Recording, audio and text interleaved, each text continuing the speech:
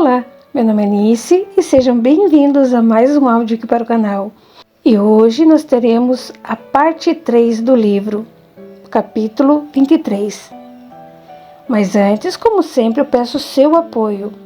Por favor, gente, cada like, cada compartilhamento, cada comentário é muito importante para o canal.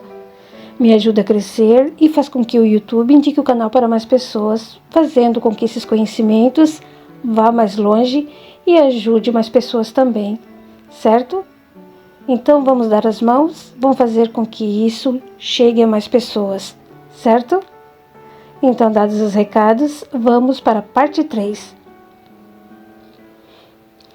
Elisa foi visitar Maria do Socorro, que vivia em uma casinha branca rodeada por um jardim florido e bem cuidado. Ao chegar, foi recebida com alegria e afeto. Elisa! Exclamou a boa velhinha. Como vai? Muito bem, obrigada. Confesso que estou cada vez mais maravilhada com a vida espiritual. Não podia imaginar que tudo fosse tão bonito e calmo. Sinto-me em paz aqui, e não fosse a saudade dos meus, jamais pensaria em voltar. Isso é natural. Logo que desencarnei, também voltei porque sentia muita falta dos entes queridos e me preocupava com eles, sobretudo com Alfredo e Rosalie, e continuo me preocupando até hoje. Gostaria de rever minha família. Embora receba suas preces e as vibrações de amor e saudade que me enviam, apesar de saber que estão bem, gostaria de vê-los pessoalmente. Compreendo. E quer que eu interceda por você?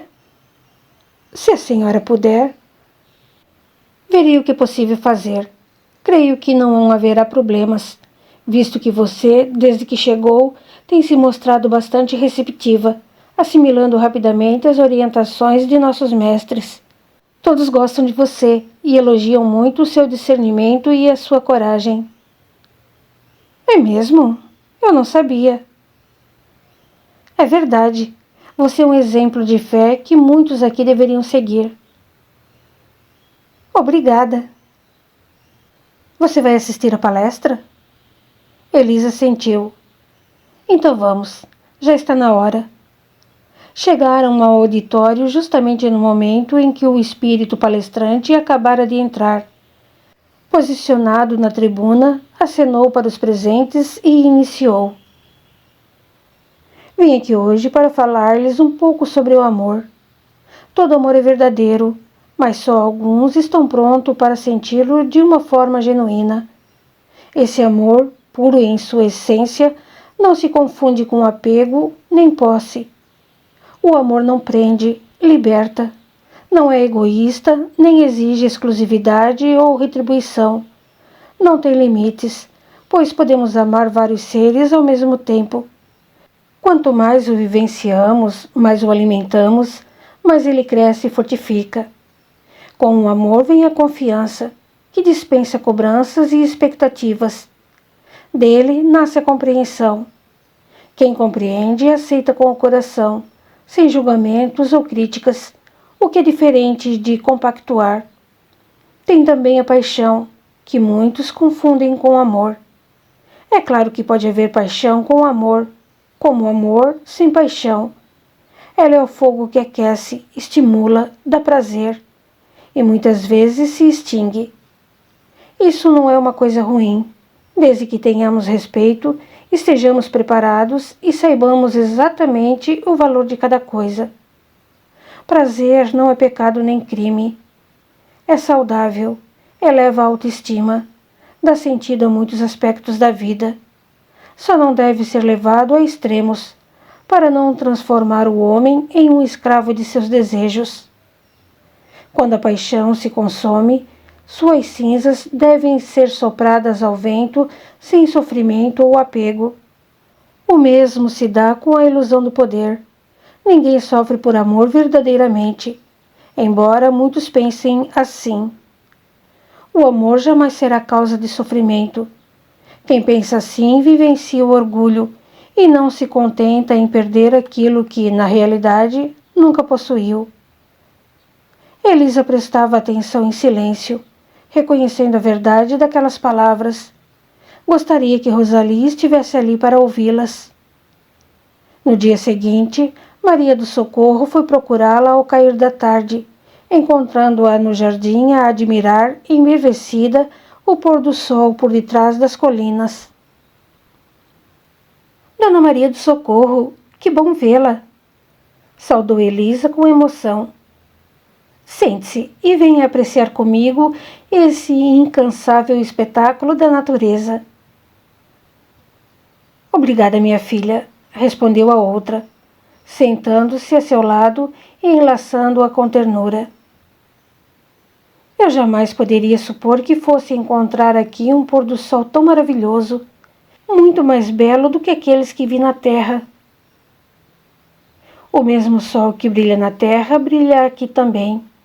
Lá, porém, há agentes poluentes, mistura de gases e outras coisas que comprometem a pureza dos raios que chegam até nós, sem contar que a visão física sofre limitações da matéria. É verdade. Bom, mas diga-me, tem novidades para mim? Tenho. Você recebeu autorização para voltar ao planeta. Ótimo. Muito obrigada, Dona Maria de Socorro. Não me agradeça. Você merece essa visita.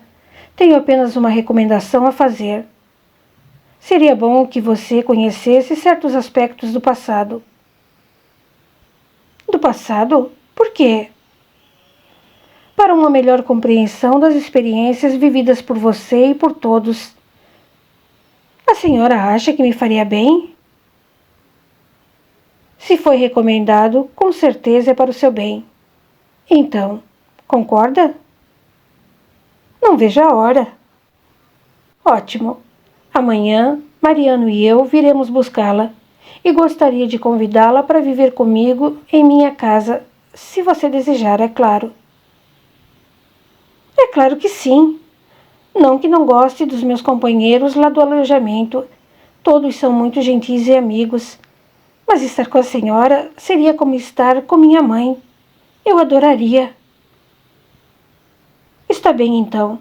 Amanhã, quando formos buscá-la, prepare-se para vir morar comigo.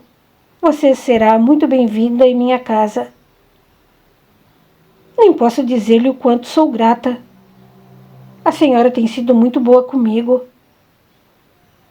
Gosto de você como gosto de Rosalie, que a vida toda sempre foi a alegria de meu coração. Bom, agora tenho que ir. Preciso preparar suas acomodações. Amanhã, ao nascer do sol, estaremos em seu quarto para chamá-la. Não se atrase. Não me atrasarei. Elise estava feliz. A vida no mundo dos espíritos era bem diferente do que imaginava. Ela sabia que passaria a viver em um lugar alegre e acolhedor, mas não esperava encontrar uma cidade inteira, com edifícios, casas, ruas, enormes jardins, fontes e muitas árvores. Era fantástico. E as pessoas, então? Todas comunicativas, cordiais e amorosas. Estava tão empolgada com sua nova vida que começou a construir planos para depois de sua visita à Terra. Tencionava trabalhar em algum lugar, pois já estava há bastante tempo estudando e se preparando. O que faria? As possibilidades eram muitas. Esperaria recordar o passado, voltaria da Terra e então escolheria a tarefa que melhor atendesse a seus anseios e necessidades. No dia seguinte, Elisa foi introduzida numa sala ampla e arejada, sem mobílias, guarnecida apenas de umas poucas poltronas e uma imensa tela, semelhante àquelas vistas no cinema. Após os preparativos habituais, a tela se iluminou, mostrando algo parecido com um filme, com cores muito mais nítidas e brilhantes.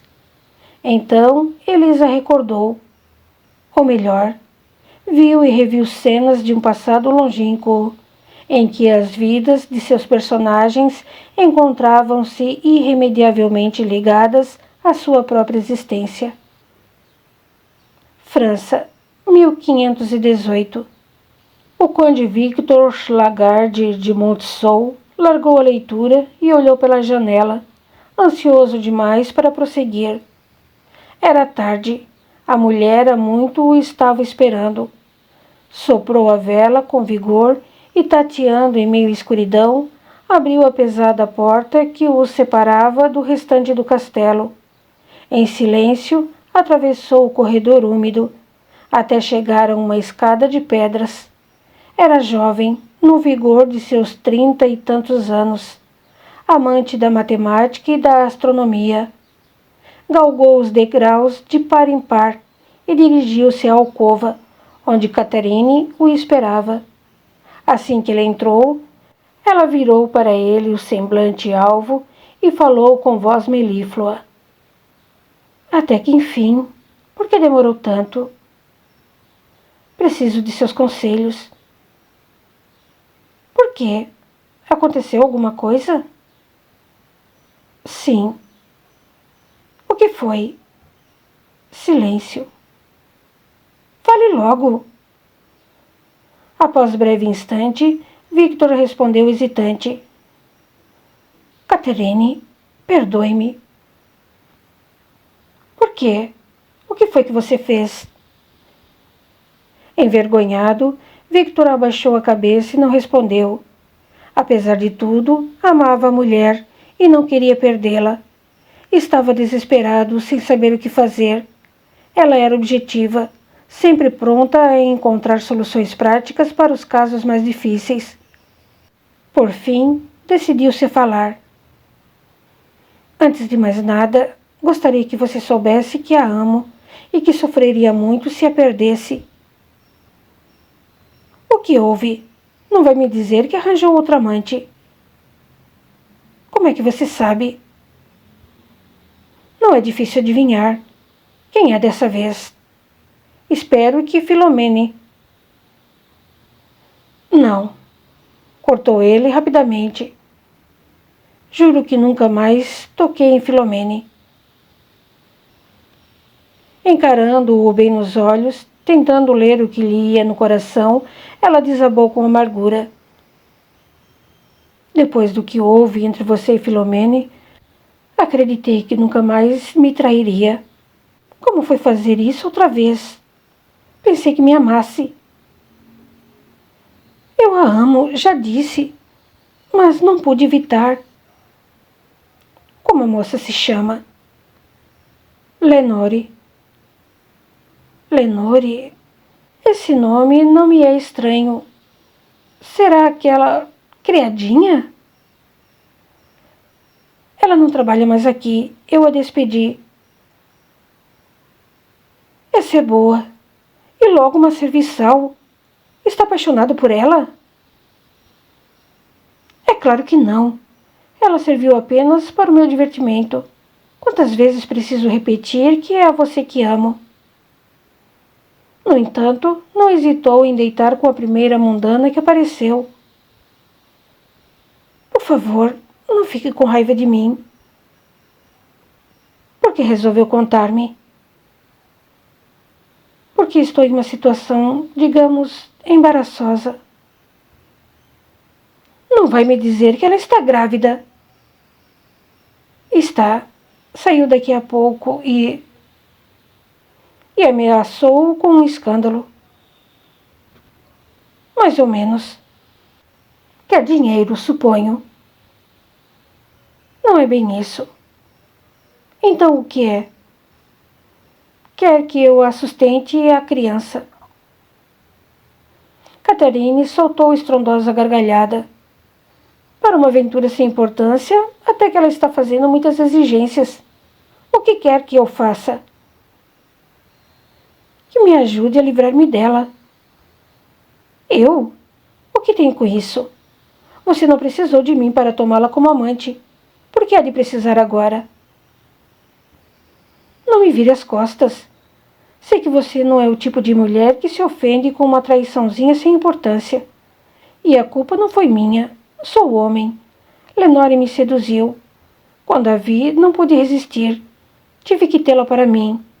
Mas não sinto nada por ela, eu juro. Foi apenas uma aventura. Victor tinha razão. Catherine era por demais orgulhosa para se deixar atingir por uma vagabunda qualquer. Era preciso salvar seu casamento, suas posses e sua dignidade. Não permitiria que um bastardo qualquer viesse ameaçar seus direitos. Ardilosa e inteligente, logo pensou numa forma de se livrar daquele estorvo. Quando tornará a vê-la? Pedi que voltasse daqui a 2 dias, sozinha, à meia-noite. Em primeiro lugar, precisamos nos livrar desse pequeno incômodo. Tem alguma ideia? Não pretende matá-la, não é? Isso lhe causaria algum pesar?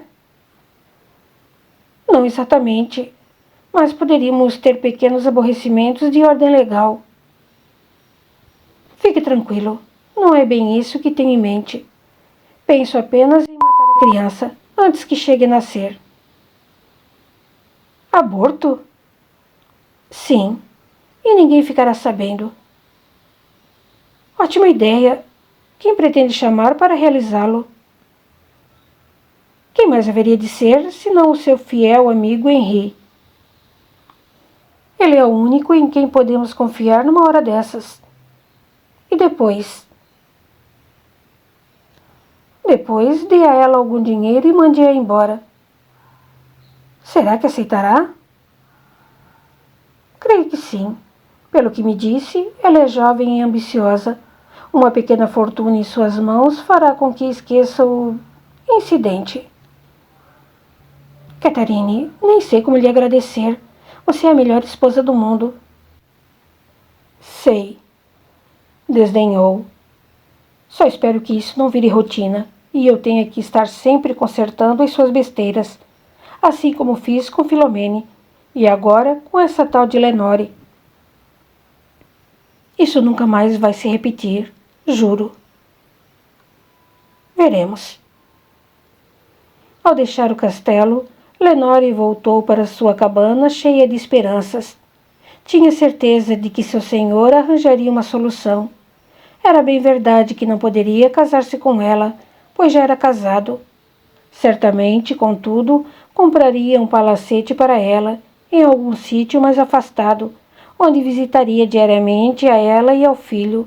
Seria maravilhoso. Lenore ia em silêncio pela estrada, enrolada no tosco manto que lhe servia de agasalho. Como o vento era cortante, apertou o passo, tentando fugir do frio. Ao passar perto de uns arbustos, um vulto saltou à sua frente, e ela soltou um grito, estacando lívida, dominada pelo terror. O vulto, porém, afastando a capa, mostrou-lhe o rosto. Ela suspirou aliviada, embora tomada de raiva.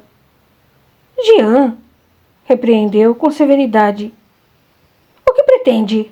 Matar-me de susto? Desculpe-me, minha querida, não tive a intenção. Se não teve, por que saltou assim na minha frente feito um lobo? Já não lhe pedi desculpas? Está bem, o que faz aqui? Anda me seguindo? Eu só estava passando quando a vi. Sei. O que quer? Apenas acompanhá-la. Com receio de continuar pela trilha sozinha àquela hora, Lenore aceitou a companhia de Jean, que, não mais podendo conter a curiosidade, indagou. O que veio fazer no castelo tão tarde? Não é da sua conta.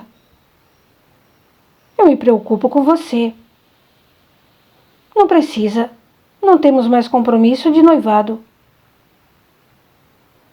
Por que foi me deixar por ele? Aquele conde não presta. É um bonachão que vive a seduzir mocinhas feito você para depois abandoná-las. Não percebe? Você está com ciúmes. Estou. Mas é porque gosto de você. Não quero vê-la abandonada. Já fui abandonada. Meu pai me expulsou de casa. Foi? Posso cuidar de você. Não pode nem com você mesmo. Tenho emprego, posso sustentá-la e a criança. Mal contendo a surpresa, Lenore parou e olhou para o outro com desconfiança. Que criança? Essa aí que você traz no ventre. Como você sabe disso? Seu pai me disse. Você falou com ele? Quando? Hoje pela manhã.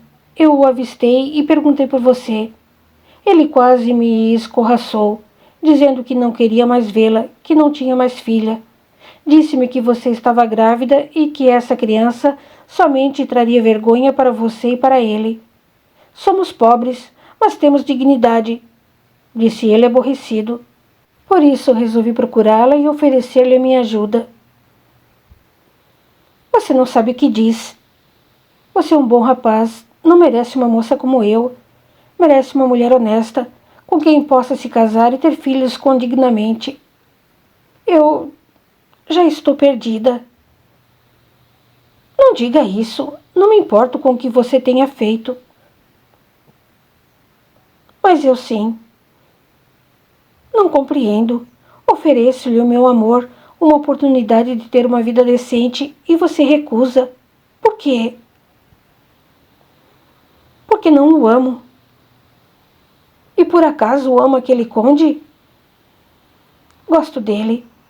Ele sim tem meios de dar-me uma vida decente, com roupas finas, joias caras, comida farta, tudo do bom e do melhor. Então é o dinheiro que a move? E daí? Decência não é dinheiro. O que é então? Viver mendigando por aí? Dormir com qualquer um em troca de uma migalha de pão? Não, obrigada. Essa vida não é para mim. Falando assim, você até parece uma mundana. Não se engane, pois foi exatamente nisso que me tornei desde o dia em que me entreguei a ele. Ainda é tempo de mudar. Quem disse que quero mudar? Como pode falar assim? Você é só uma menina, quase uma criança. Sou mulher. Engana-se se pensa que esse conde vai lhe dar a vida de luxo que você imagina. Você é uma menina do povo, ele logo a deixará. Você é um despeitado. Pode ser, mas não tem ilusões. Chegaram ao casebre onde Lenore vivia, quase à beira da estrada, cercado de árvores altas, onde o sol mal penetrava. A neve se amontoava na entrada, causando-lhe extrema dificuldade para abrir a porta. Agora deixe-me em paz, concluiu ela. Não preciso de seu auxílio nem de sua piedade. Como pode falar assim comigo? Saia daqui, peste. Não quero mais vê-lo. Você só me aborrece com as suas lamentações. Você ainda vai ver que eu tinha razão. Quando o tal conde a abandonar, lembrará que eu existo. Eu? Nunca. Jamais. Não preciso de você, infeliz. O conde vai me tirar daqui. Vai me colocar em uma mansão quentinha. E nosso filho crescerá feliz em meio às amoreiras. Vai esperando. Saia, já disse. Você está me incomodando. Preciso descansar. E não volte mais aqui, ouviu? Ou o conde mandará açoitá-lo como a um cão. Ah, mais uma coisa. Se disser a meu pai quem é o pai da criança, vai se ver comigo. Furiosa, Lenore entrou em casa e bateu a porta na cara de Jean, que não teve alternativa senão ir embora, carregando no coração um ressentimento que nem o tempo poderia curar. No dia seguinte, Victor acordou cedo, bem disposto, e foi receber o Dr. Henry, que já o aguardava em seu gabinete. Vendo-o entrar, exclamou: Victor, meu amigo, mandou chamar-me? Mandei. O que posso fazer por você? Preciso que me preste um favor. Não se preocupe, será bem recompensado. Sei que você é generoso, mas o que o aflige assim, com tanta intensidade? É algo extremamente confidencial e não gostaria que saísse dos muros deste castelo. Você sabe que pode contar com minha discrição. Somos amigos há longos anos. Partilhamos a infância e a juventude. Sempre fui leal a você e jamais o trairei. Eu sei, e foi por isso que mandei chamá-lo. Agora vamos aos fatos. Como você sabe, estive envolvido com uma mocinha da aldeia, de nome Lenore, que infelizmente espera um filho meu. Meu Deus! E Catherine? Ela sabe de tudo, mas meu nome não pode estar envolvido nesse tipo de escândalo. Então, resolvi chamá-lo aqui para que me livre desse estorvo. É claro, o que pretende? Um aborto? Penso que seria a solução mais adequada. Ela já deve estar no 4º mês de gravidez. Compreendo. Conhece os riscos a que se sujeita a mulher em situação como esta?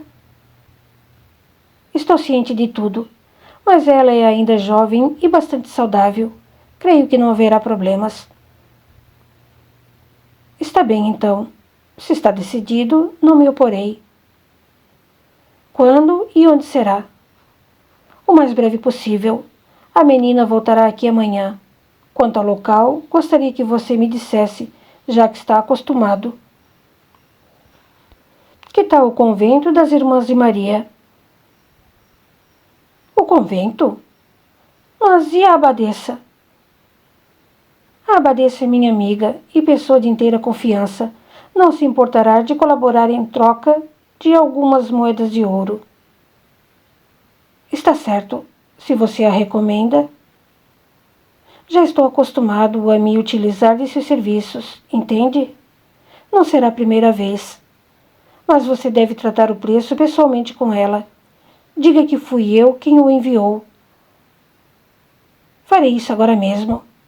Amanhã vá direto para lá e espere-me. Levarei a moça. Está bem, farei como você quiser. Terminada a entrevista, o conde já ia se retirar quando a entrada de Philomene, filha do primeiro casamento de Catherine, o impediu. O que você quer aqui? Inquiriu ele bruscamente. Nada. É que não pude deixar de notar a chegada do Dr. Henry. Por quê? Desde quando Henry lhe interessa? Pensei se não haveria alguém doente. Não. O que veio ele então fazer aqui? Não é da sua conta.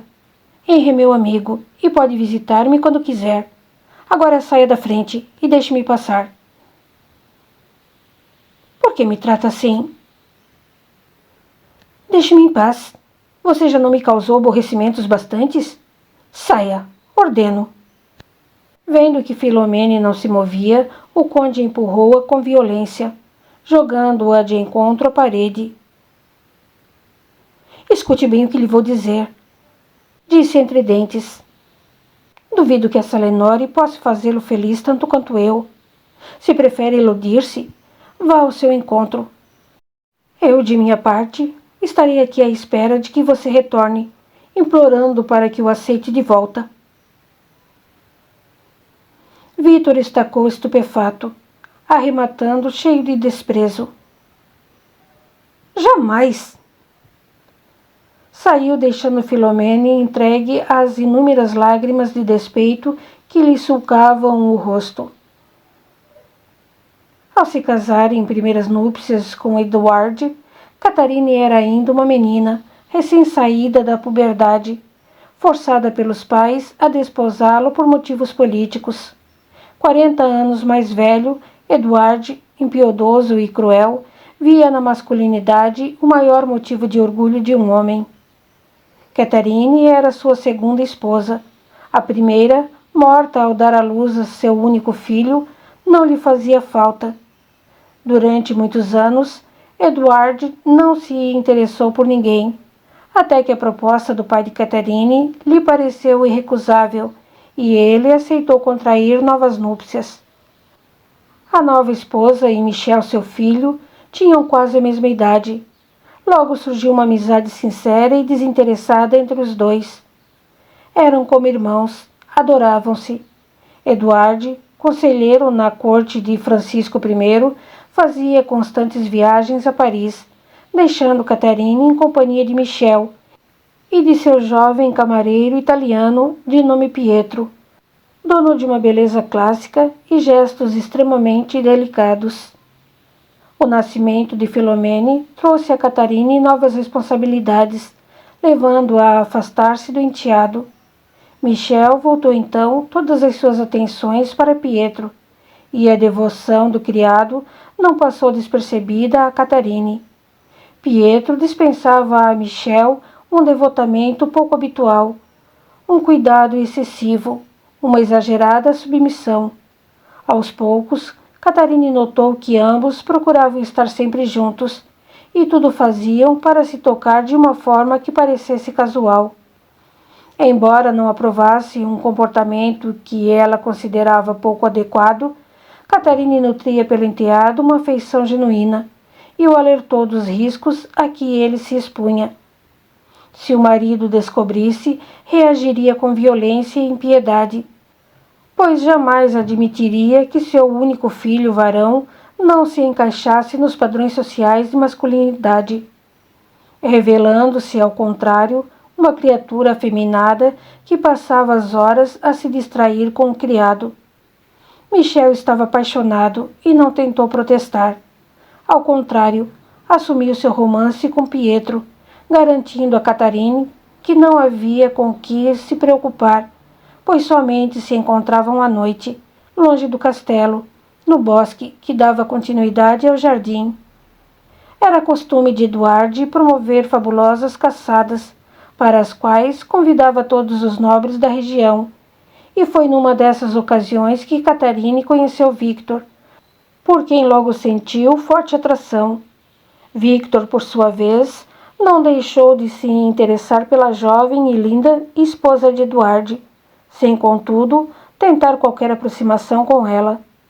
A vida prosseguia normalmente, sem que Eduarde desconfiasse do romance do filho e do que ia no coração da esposa. Quando Michel completou 18 anos, Eduarde resolveu que já era hora de mandá-lo para Paris, a fim de ser introduzido na sociedade e dar início à carreira política ou militar. Mas qual não foi o espanto de Eduarde quando Michel, de cabeça baixa, recusou a oferta, alegando que era feliz ali e que não possuía vocação para envolver-se em assuntos tão sórdidos e complexos. Gostava mesmo era de coisas simples e puras, como música, poesia, pássaros e flores. Jamais se adaptaria a uma vida grosseira e corrida como aquela da corte. Eduardo ficou furioso. Estava prestes a esbofetear o filho quando a entrada súbita de Pietro o deteve. Surpreso com a presença do conselheiro, o rapaz estacou embaraçado, para logo sair, murmurando um desajeitado pedido de desculpas. De tão nervoso, tropeçou nas próprias pernas, cambaleou e teria caído, não fosse a intervenção instintiva de Michel, que de um salto pulou da poltrona e correu a segurá-lo, enlaçando-o pela cintura a tempo de impedir que fosse ao chão. Envergonhado, Pietro se desculpou e saiu, deixando Eduarde com um estranho pressentimento. Eduarde recusava-se a crer nas desconfianças que lhe iam na alma. Aqueles dois se demonstraram íntimos demais. Seria possível? Não, certamente não. Michel fora criado ali sem amigos, e Pietro, depois que Philomène nasceu, passou a ser seu único companheiro. Era essa a justificativa que dava a si mesmo. Contudo, a suspeita plantou sua semente, e Eduarde tomou a decisão de vigiá-los mais atentamente. Você vai para Paris, querendo ou não, afirmou incisivo. Você é meu filho e me deve obediência. É chegada a hora de você se tornar verdadeiramente um homem, e vou arranjar-lhe uma esposa. É melhor que se case logo. Desesperado, Michel desatou a chorar. Ir para Paris? Nunca. Casar-se? Que horror! Jamais deixaria Pietro, a quem amava com todas as forças. Se o pai insistisse, fugiriam juntos para bem longe e passariam a viver escondidos em algum vilarejo longínquo, onde ninguém os conhecesse ou deles suspeitasse. Diria que eram irmãos, procurariam trabalho honesto e ninguém desconfiaria de que eram amantes. Nos dias que se seguiram, Eduardo não tocou mais no assunto, e Michel pensou que o pai houvesse se convencido de que aquela vida cheia de tribulações não era para ele. O conselheiro, contudo, não desistira, observava. De repente, se deu conta de que o filho possuía certos trejeitos efeminados. Falava com afetação e caminhava com muita leveza, sutilmente requebrando as ancas, como faziam as mulheres da corte. O mesmo podia dizer de Pietro, que, visto de longe, bem podia ser confundido com uma mocinha. Seria possível que aqueles dois andassem se deitando feito dois amantes? A simples ideia horrorizou Eduardo. Jamais admitiria uma infâmia daquelas. Antes, preferiria ver o filho morto. Seria desonra total. Um ultraje para o qual não haveria perdão. Não podia permitir que seu nome se tornasse alvo de escárnio e zombarias. Certa noite, o esperado aconteceu. Eduardo não conseguia conciliar o sono. A seu lado, Catarine dormia tranquilamente, mas ele estava inquieto. Fazia calor e ele resolveu sair para tomar um pouco de ar fresco. Silenciosamente, levantou-se da cama, vestiu-se e foi para o jardim, aspirando com força o doce perfume de madressilvas, penetrando no bosque que se estendia logo adiante. Passava das 11 horas. A quietude imperava no castelo. Apenas os sons da noite se faziam ouvir. Uma coruja que piava, grilos que cricrilavam no gramado, cães vadios que uivavam à distância. Subitamente escutou um estalido, como de um galho se partindo. Prudente como era, escondeu-se atrás de uma árvore e espreitou. Era um ruído de passos sobre folhas secas que se aproximavam cada vez mais. Certo de que encontraria ali um ladrão, Eduardo preparou-se para o ataque, surpreendendo-se imensamente ao vislumbrar não um malfeitor, mas a figura efeminada de Pietro, esgueirando-se por entre os arbustos. Sentiu raiva. Mesmo sem ver, sabia ao encontro de quem ele ia. Decidido, pôs-se a segui-lo com cautela, pisando macio para não ser descoberto. Cerca de 10 minutos depois, alcançaram um pequeno córrego, à beira do qual estava Michel, completamente despido, o corpo molhado brilhando à luz do luar. Eduardo teve vontade de matá-los, mas resolveu esperar para ver o que iria acontecer. Ao ver o amado, Pietro correu ao seu encontro e atirou-se em seus braços, rolando com ele para dentro da água, entre risos e beijos. Cego de ódio e cólera, Eduardo não pôde mais se conter. Saltou de seu esconderijo e agarrou o pajem pelo pescoço, torcendo-o com tanta fúria que logo o matou. Assustado, Michel desatou a correr.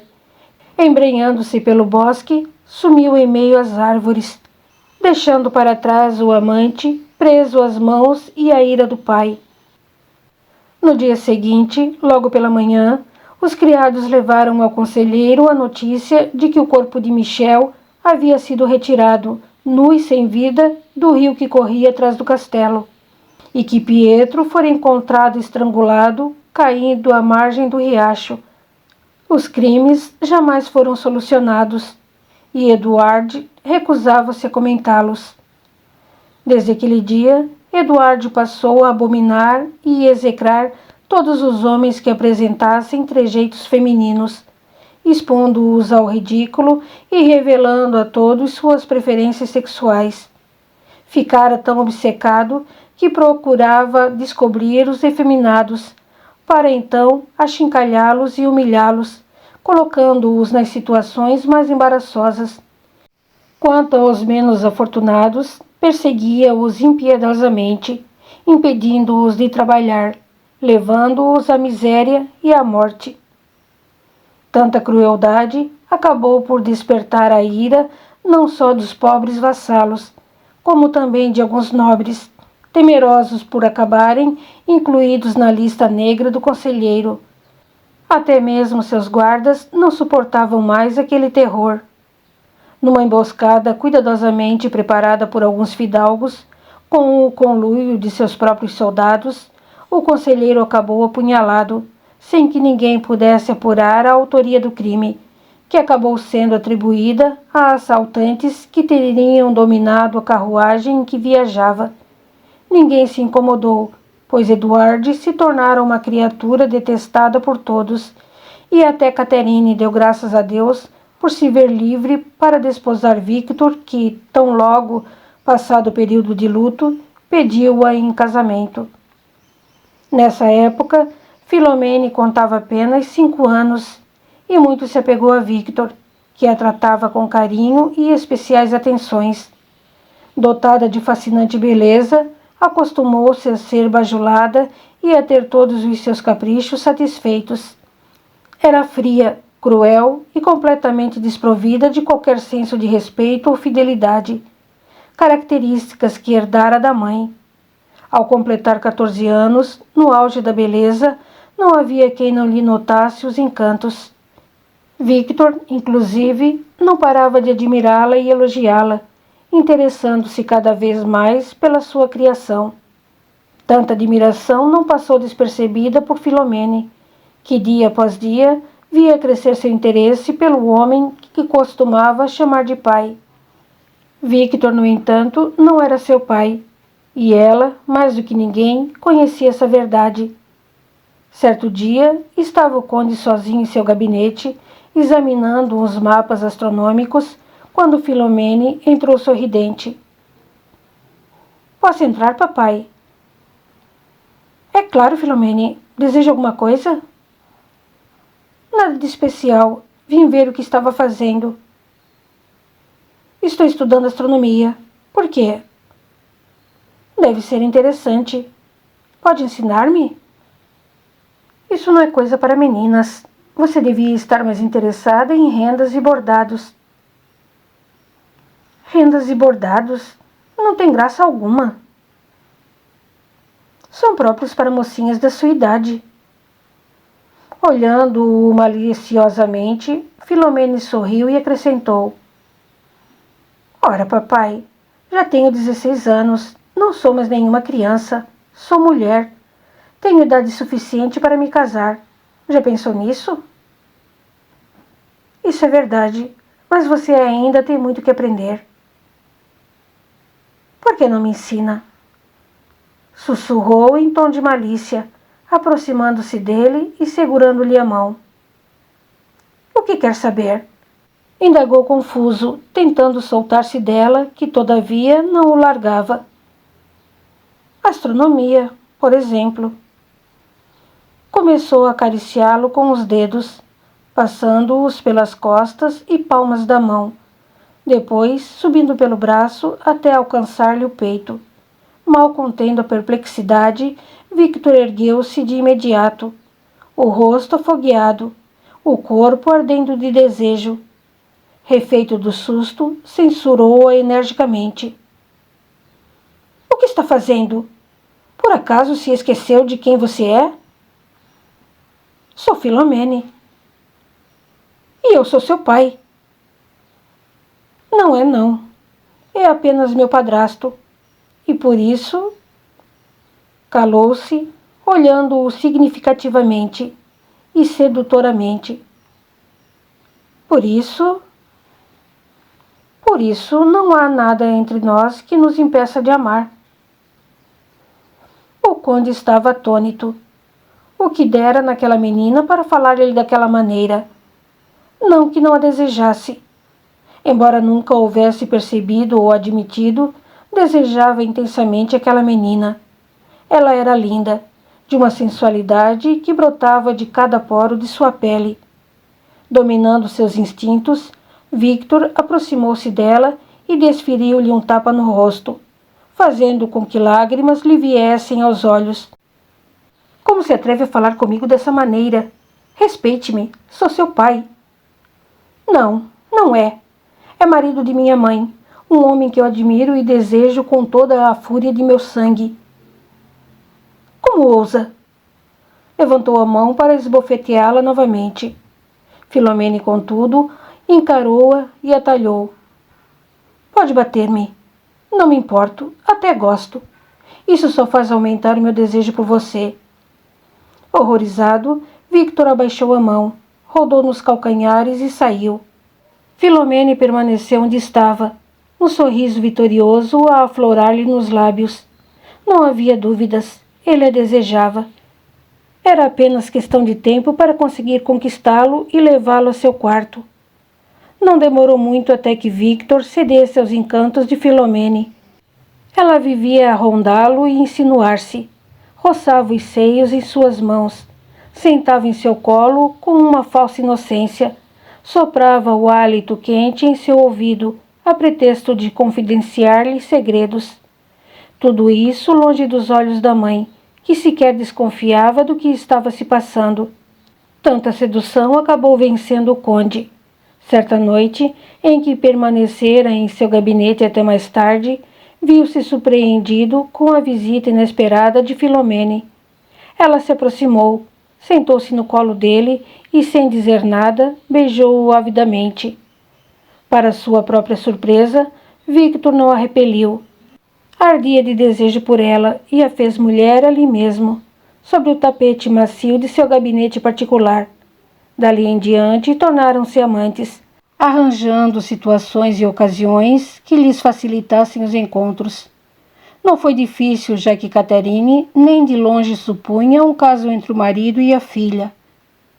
Apenas Henry, amigo e confidente do conde, ficou a par do romance.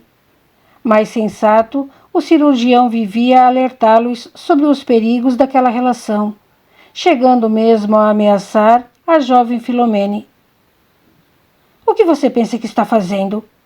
Interpelou ele em tom de ameaça. — Quer destruir seu padrasto? — Do que você está falando? Disfarçou. — Do seu caso com Victor. — O que você tem com isso? Por acaso está com ciúmes? — Não seja atrevida, menina. Não gosto de crianças. — Se quiser, posso mostrar-lhe o quanto sou mulher. — Não se dê a esse trabalho, desdenhou. Você não me atrai. Quero avisá-la de que Victor é meu amigo, e se algo acontecer, se sua mãe descobrir, não hesitarei em contar-lhe que foi você que se ofereceu a ele feito uma rameira. Furioso, Henry deu-lhe as costas e se foi. Não gostava de Filomene, considerava-a uma moça inútil e vadia. Mal podia esperar pelo dia em que Victor se desfizesse dela e a colocasse em seu devido lugar de rameira. Continua no capítulo 24. Até lá!